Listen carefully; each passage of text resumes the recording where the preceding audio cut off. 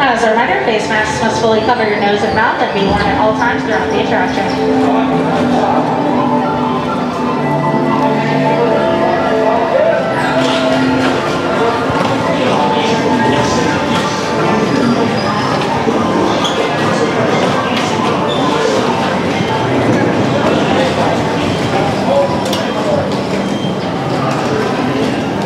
Please gather all your personal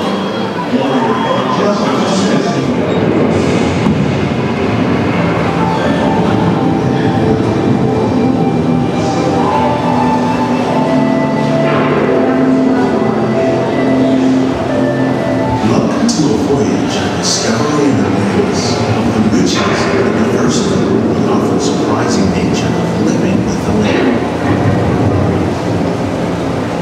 Our journey begins as dramatic and sudden changes are sweeping over the land. The approaching storm is to us, to nature.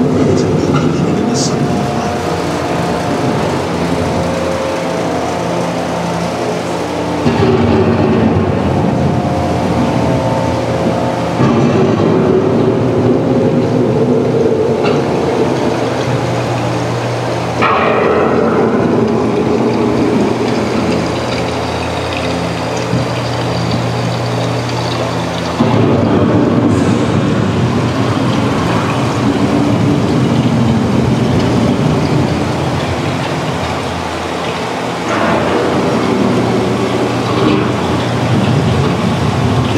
Surface of the land, roots trap water from the floor and mud, extracting precious nutrients and minerals. These elements, when combined with sunlight, create the diverse living systems of our planet.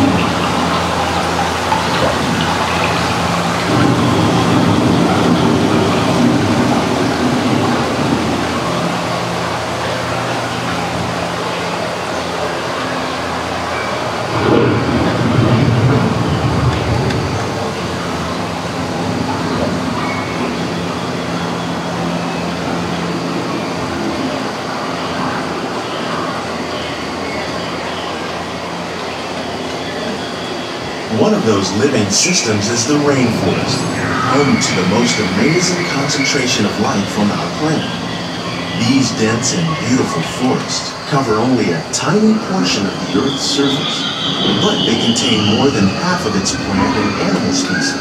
Rainforests are also extremely rich and productive living systems, providing us with oxygen, food, medicines, and other elements essential to our lives.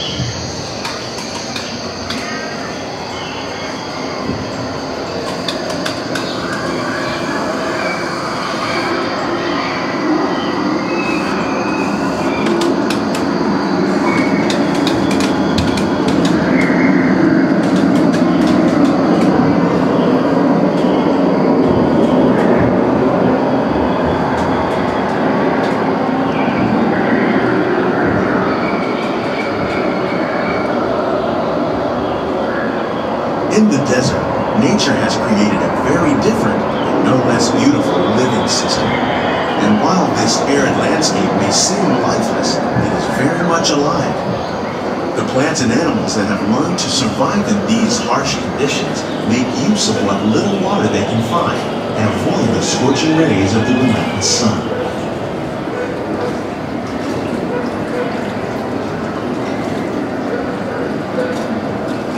The American Prairie once appeared as desolate as the desert, but over time, rainwater and nutrients gradually penetrated the hard surface of this land.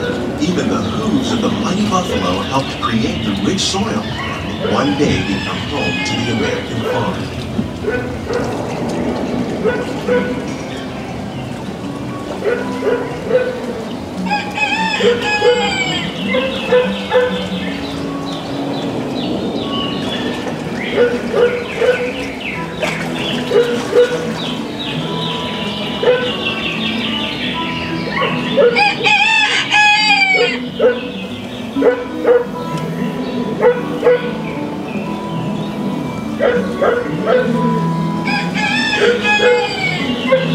Of all the forces at work on the land, forecasts and found effects. The need to produce food for a growing world led to the enormous use and sometimes overuse of the land. In our search for more efficient ways to grow food, we often fail to realize the impact of our methods.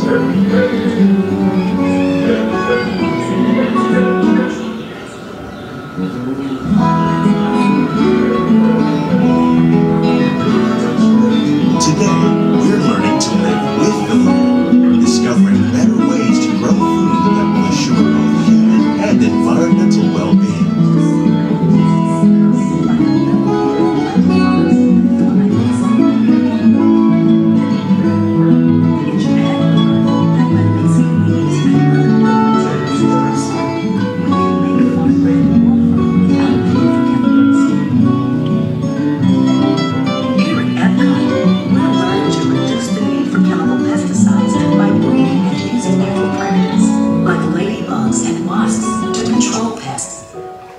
In the farmlands across America, we're learning that by plowing under vegetation containing natural fertilizers, we can enrich the soil without the use of chemicals.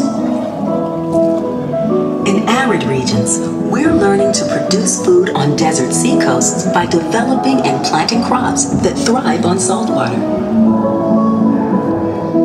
In Japan, we're learning that by mixing leaves and other living materials into our soil, we can make farmland more fertile without the need for chemicals. Here at EPCOT, we're learning to reduce the need for chemical pesticides by breeding and using natural predators, like ladybugs and wasps, to control pests. In the farmlands across America, we're learning that by plowing under vegetation containing natural fertilizers, we can enrich the soil without How will we meet tomorrow's growing needs for food production, yet still respect the needs of the land? Some of the answers are being discovered just ahead. To help us maintain these carefully controlled ecosystems, and for your safety, please remain seated in your boat at all times.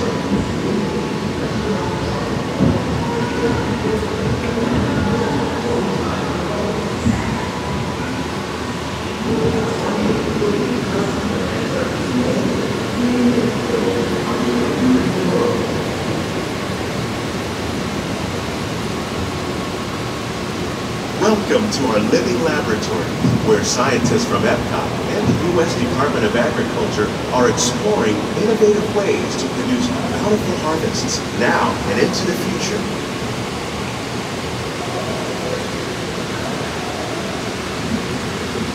The tropics are home to the greatest diversity of plants on the planet.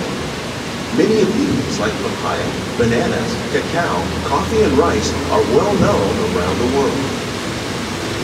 These are just a few of the edible plants that have been an important source of nutrition for people living in the tropics.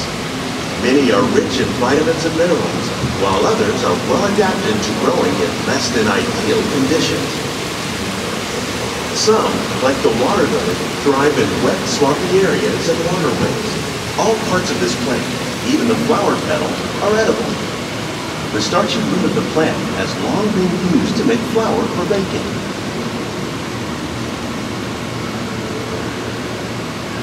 One day, many of these lesser-known tropical plants may be as important as the bananas growing on both sides of the boat. More than 28 million tons of bananas are eaten annually, making it the most popular fruit in the world. The tropics are home to the greatest diversity of plants on the planet. Many of these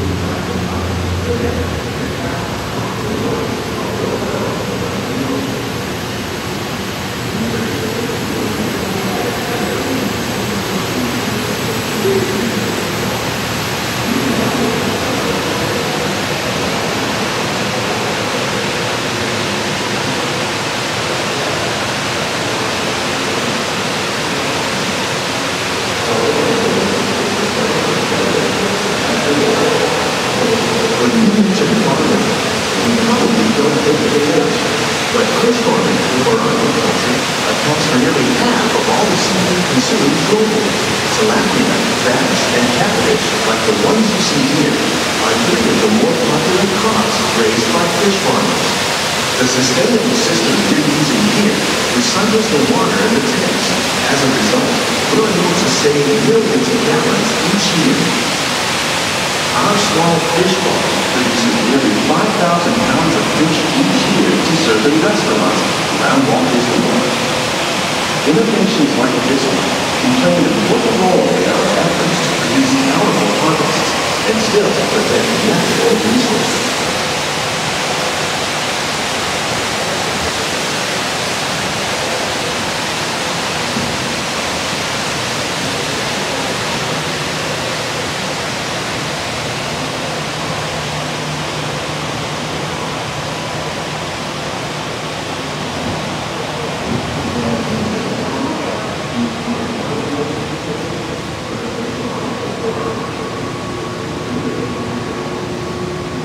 While there are more than 50,000 edible plant species in the world, most of us are only familiar with the handful that make up our everyday diet. The common grains growing here, wheat, maize, sorghum, and millet, plus rice, account for nearly 2/3 of our global food consumption. Learning how to increase yields of these staples is an important goal of research around the world.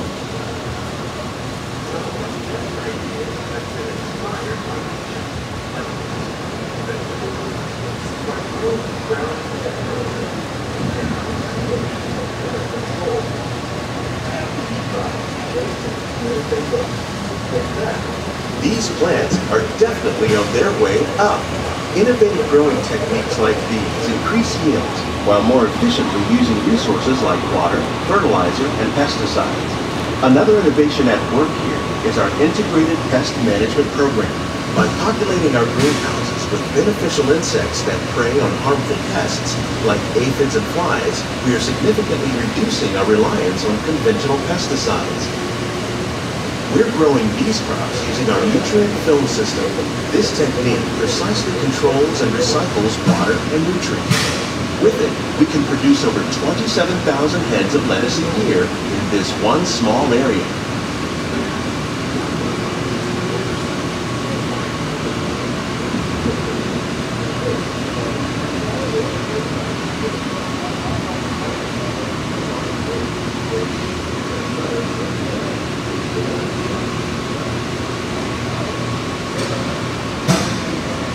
Our best ideas have been inspired by nature, like these fruit and vegetable trees.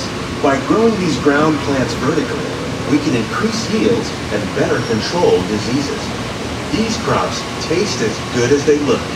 In fact, we serve more than 15 tons of produce from our greenhouses in restaurants here at the land every year.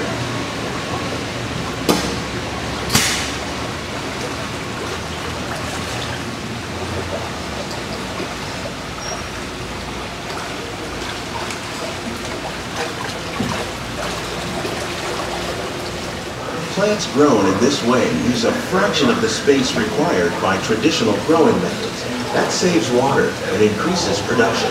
The aquaponics system on your left combines hydroponics with aquaculture. The fish provide a natural source of fertilizer for the plants, and the plants help keep the water clean for the fish. It's another great way to produce more while using less. In our lab, EPCOT scientists are working with the U.S. Department of Agriculture on a number of innovative projects. The goal of these efforts is to produce higher yielding and agricultural plants. And check out the behind the scenes walking tour. It's a chance for the whole family to get up close and personal with the plants and growing techniques in our laboratory. Please keep your hands and feet inside the boat and remain seated until the boat comes to a complete stop for our growing population.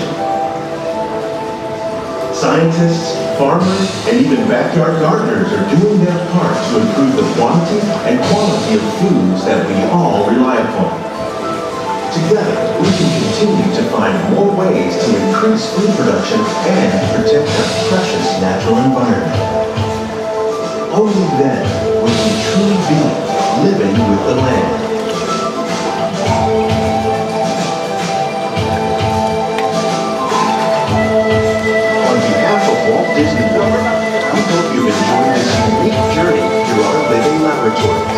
you'd like a closer look, then check out the behind-the-scenes walking tour. It's a chance for the whole family to get up close and personal with the plants and growing techniques in our laboratory. Please keep your hands and feet inside the boat and remain seated until the boat comes to a complete stop.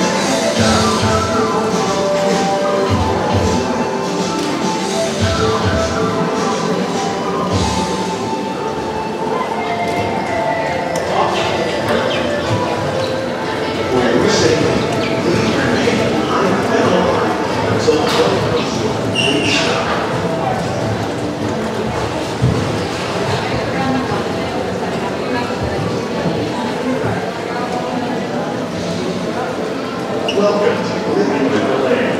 Passing point above, please lower your head and step. For your safety, please keep your hands, arms, feet, and legs inside the boat at all times.